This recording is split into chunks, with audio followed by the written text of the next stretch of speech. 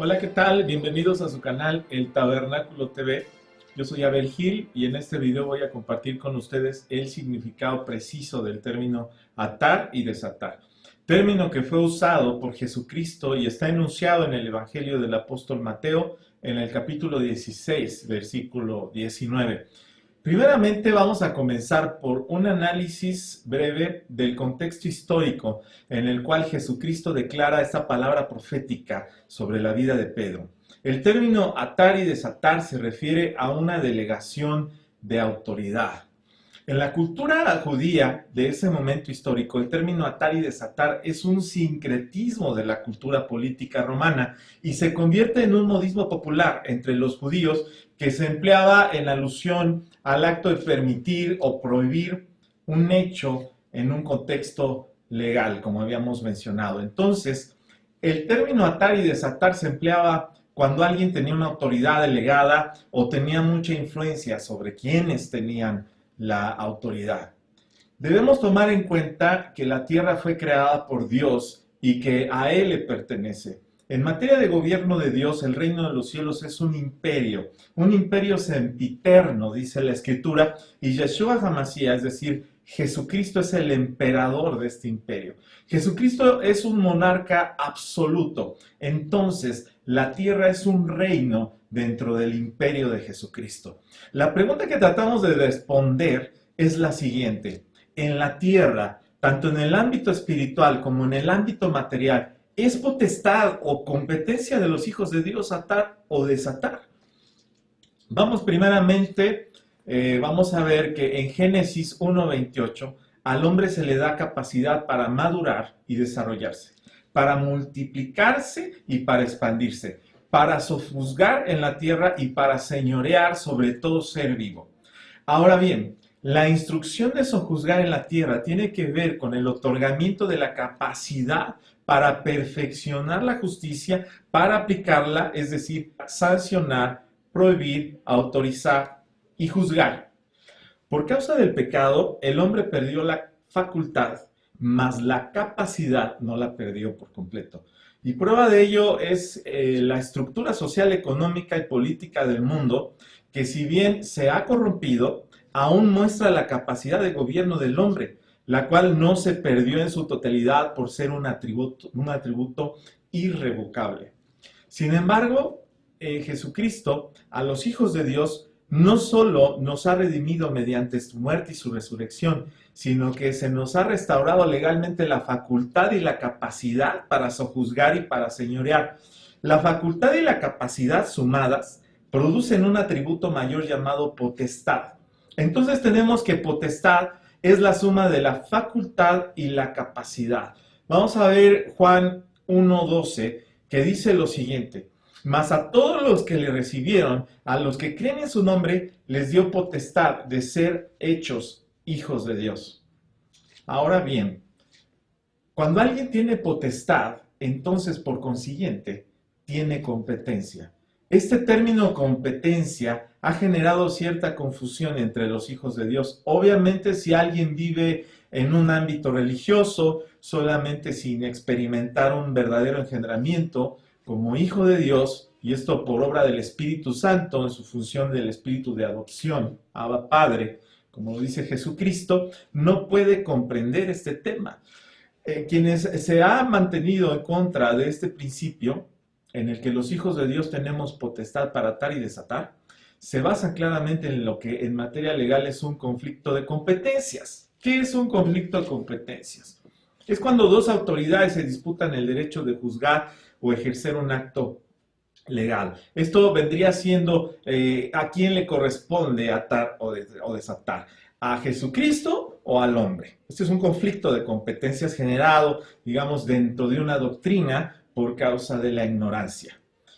Aquí, de esta ignorancia, es el no conocer la posición de Jesucristo en cuanto a su potestad y su ámbito de gobierno, que no solo es la tierra, sino todo el universo, y la ignorancia de no conocer la potestad de los hijos de Dios, misma que ha sido delegada por Jesucristo. Por tanto, no existe tal controversia ni tal conflicto en el que una autoridad mayor le delegue autoridad a otra de rango inferior.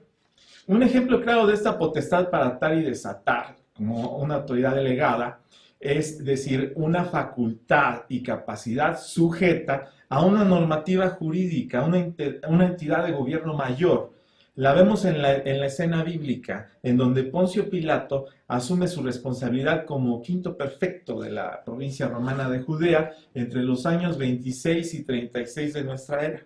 Desde una perspectiva jurídica muy objetiva, Poncio Pilato no tuvo un respaldo legal para condenar a Jesucristo, puesto que ante las leyes romanas no había delito que perseguir, y su falta era meramente contra los usos y costumbres de los judíos. Estaba basada en las normas religiosas locales de Judea, de los judíos. Dentro del derecho romano, a estas normas o leyes basadas en usos y costumbres se les llamó derecho consuetudinario. Muchos lo conocemos.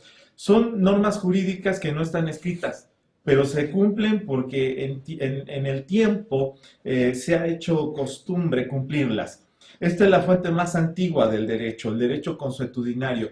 Y esta forma del derecho fue aplicada por Poncio Pilato, ni más ni menos, a manera de deslindarse de cualquier acción antijurídica que le hubiera contado como una falta ante la ley romana por condenar de manera deliberada a un inocente.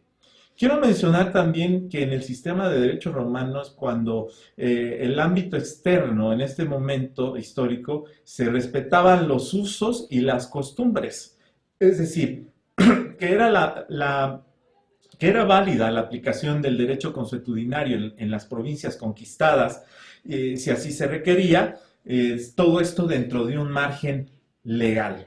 De la misma manera, la recomendación, e incluso tal vez muchos creemos que pudo haber sido una condicionante impuesta por Pilato al Sanedrín para deslindarse a su vez de una acción ilegal de parte del Sanedrín que lo fuera a perjudicar, fue que el Sanedrín a su vez se deslindara de emitir la sentencia contra Jesucristo, delegando finalmente el veredicto al pueblo. Como todos lo sabemos, así el procedimiento no violaba la ley de Roma y se mantendría al Sanedrín conforme. Así podemos comprender que el acto de atar y desatar no podía ser ejercido sin estar sujeto a lo establecido de antemano en las leyes superiores. Asimismo vemos en las Escrituras, en el libro de Hechos capítulo 25, versículo del 6 al 12, un caso de apelación por parte de Pablo para ser juzgado de acuerdo a las normas jurídicas romanas y no conforme a los usos y costumbres judíos. Esto fue debido a que Pablo ostentaba la ciudadanía romana y por tanto el ámbito legal al que tenía derecho era el interno de Roma y no el externo. Así evitó una condena basada en el derecho consuetudinario, que todos sabemos que iba a terminar en un tema, iba a terminar con la vida también de Pablo. Tenemos que ver también, para analizar el contexto histórico y político de esta declaración de Jesucristo, que la sociedad de Roma era muy clasista y totalmente jurídica. En esta sociedad, la personalidad jurídica de cada individuo jugaba un papel demasiado importante. Los ciudadanos romanos eran la clase privilegiada que gozaba de muchas prerrogativas políticas, jurídicas y también sociales. Aquí vemos nuevamente en el tema de Pablo, cuando apela al César, una limitante ahora delante de Festo. Festo era en ese momento el gobernador de la provincia de Judea y tenía autoridad para atar y desatar, pero la ley de Roma ahora se lo impedía sobre la persona de Pablo. Por otra parte, Jesucristo en su juicio no apeló, no argumentó nada en su defensa, aun cuando Poncio Pilatos le recriminó su silencio y le aconsejó que se defendiera. Aquí hay un principio muy interesante de por cual Jesucristo no se defendió. Un principio de legalidad en el reino de los cielos que nos revela la Escritura. Este principio es el siguiente: nadie puede atar o desatar, prohibir o permitir, ni condenar o absolver al gobernante supremo del universo, que es Jesucristo. Esto es tremendo. Respecto a la vida de Jesucristo, a este tema, Juan 10:18 dice lo siguiente: nadie me la quita. En palabras de Jesucristo, sino que yo de mí mismo la pongo, tengo poder para tomarla y tengo poder para volverla a tomar. Este mandamiento recibí de mi Padre. Vemos otras versiones que varían en el término tengo poder para tomar, para ponerla y tengo poder para volverla a tomar. La Nueva Traducción Viviente dice tengo la autoridad para entregarla cuando quiera y también para volver a tomarla. La Nueva Versión Internacional dice lo siguiente: tengo autoridad para entregarla y tengo también autoridad para volverla a recibir.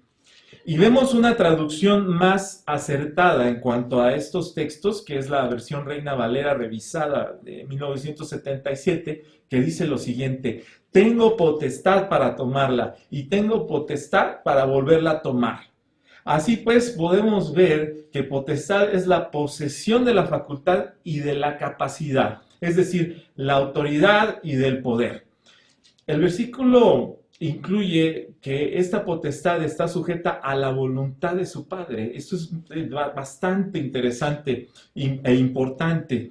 Y el estar autorizado para ejercer un auto legal da como resultado ni más ni menos que la competencia. Era de su competencia poder poner su vida y volverla a tomar. Había una autorización de un ámbito mayor. Estaba sujeto a la voluntad del Padre. Entonces podemos comprender que hay una fuente de derecho y de justicia mayor que cualquier fuente en la tierra y aún en el mundo espiritual, y esta fuente es la voluntad de Dios que rige y gobierna el reino de los cielos. Y toda potestad, todo reino, todo principado está sujeto al gobierno del imperio de Jesucristo. Vamos finalmente al punto central de nuestro tema, que es el texto de Mateo 16, 19, que dice lo siguiente: y a ti te daré las llaves del reino de los cielos, y todo lo que atares en la tierra será atado en los cielos, y todo lo que desatares en la tierra será desatado en los cielos. En este versículo y en esta versión que estoy aplicando en este momento, está fundamentada la enseñanza tradicional que a la mayoría de cristianos se nos enseñó en algún momento determinado, y aquí está fundamentada la falta de conocimiento del contexto. Es donde han surgido las discrepancias, por decirlo de alguna manera, respecto a si es lícito en los hijos de Dios el atar y desatar. Incluso hay quienes afirman que esta delegación fue solo sobre la vida de Pedro o de los primeros apóstoles de Jesucristo. La realidad es que la traducción de la mayoría de las versiones bíblicas no es precisa. Miremos la traducción más apegada al manuscrito original, la versión Reina Valera actualizada 2015. Dice lo siguiente: a ti te daré las llaves del reino de los cielos. Todo lo que ates en la tierra habrá sido atado en el cielo, y todo lo que desates en la tierra habrá sido desatado en los cielos. Vamos aquí a hacer hincapié en el verbo habrá sido, el cual se refiere a un tiempo verbal futuro perfecto. El futuro perfecto denota una acción futura ocurrida con anterioridad a otra acción, también futura, que a diferencia de las demás traducciones, no se refiere a una acción consecuente, sino la acción prioritaria que da origen a la segunda acción. Esto significa que la acción de atar y desatar está sujeta a lo que ya ha sido atado o desatado en el cielo, a lo ya establecido, que es la voluntad de Dios. Entonces, esta delegación de autoridad está sujeta directamente a la voluntad de Dios. Primero, hay un plan perfecto. Es necesario que los ministros competentes, aquí viene la palabra clave, los ministros competentes del nuevo pacto tengan conocimiento de la voluntad del Padre para poder manifestar lo que está escrito ya en el cielo, conforme a la palabra de Dios, a través del espíritu de la revelación, comprender el tiempo y la forma, el ámbito de ejecuciones de las obras de justicia que fueron planeadas desde antes de la fundación del mundo, para que anduviéramos en ellas. El apóstol Pablo nos llamó ministros competentes del nuevo pacto. Aquí se verifica el atributo de la competencia. Segunda de Corintios 3, del 6 al 8, dice lo siguiente: Pues Él nos hizo ministros competentes del nuevo pacto, no de la letra, sino del Espíritu, porque la letra mata, pero el Espíritu vivifica. Romanos 12:2 dice: no os conforméis a este siglo, sino transformaos mediante la renovación de vuestro entendimiento, para que comprobéis cuál sea la buena voluntad de Dios, agradable y perfecta. Efesios 2:10 dice lo siguiente: porque somos hechura de Dios, creados en Cristo Jesús para hacer las buenas obras que Dios preparó de antemano para que anduviésemos en ellas. Finalmente, les invito a discernir en el Espíritu todo el contexto de la palabra expresada en Mateo 16, 18, 20, que es el siguiente: y yo también te digo que tú eres Pedro, y sobre esta roca edificaré mi iglesia, y las puertas del Hades no prevalecerán contra ella, y a ti te daré las llaves del reino de los cielos, y todo lo que atares en la tierra habrá sido atado en los cielos, y todo lo que desatares en la tierra habrá sido desatado en los cielos. Entonces mandó a sus discípulos que a nadie dijesen que Jesús es el Cristo. Esto que les mandó que no dijeran tiene que ver con que la revelación es exclusiva para los hijos. ¿Cuáles son los ámbitos donde los hijos de Dios tienen autoridad para atar y desatar? Bueno, pues todo comienza por nuestra vida, nuestra casa, nuestra familia. La delegación de la autoridad en el ámbito espiritual y en el terrenal es una autoridad de gobierno. Esta autoridad bajo el gobierno de Jesucristo trae alineación de todas las cosas en todos los ámbitos. Esta capacidad y esta competencia son parte de la identidad de nosotros como hijos de Dios, comenzando por nuestra casa y así sucesivamente. En el reino de las tinieblas saben bien, escuche esto, en el reino de las tinieblas saben muy bien que inhibir la identidad de un hijo de Dios o confundirle en cuanto a su identidad es una salvaguarda temporal. Satanás sabe que no le queda mucho tiempo antes de que la iglesia de Jesucristo esté plenamente consciente de su identidad. Los hijos de Dios no solo podemos detener un ataque del infierno, sino que tenemos poder para destruir fortalezas espirituales.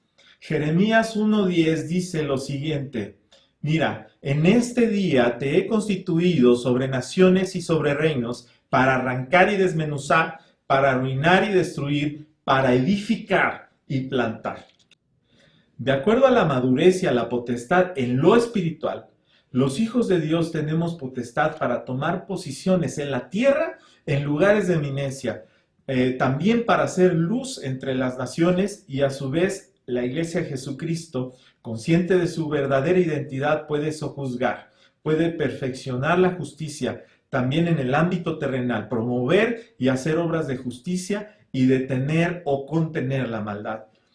En los siguientes videos vamos a profundizar más en el conocimiento de gobierno delegado a los hijos de Dios y en la identidad de los hijos de Dios. Me despido de ustedes recordándoles que ninguna condenación hay para los que estamos en Cristo Jesús, es decir, los que estamos bajo el gobierno de Jesucristo. Nos vemos en el próximo programa y no olviden seguirnos en las redes sociales, Facebook y YouTube, El Tabernáculo TV. Les mando un abrazo, bendiciones.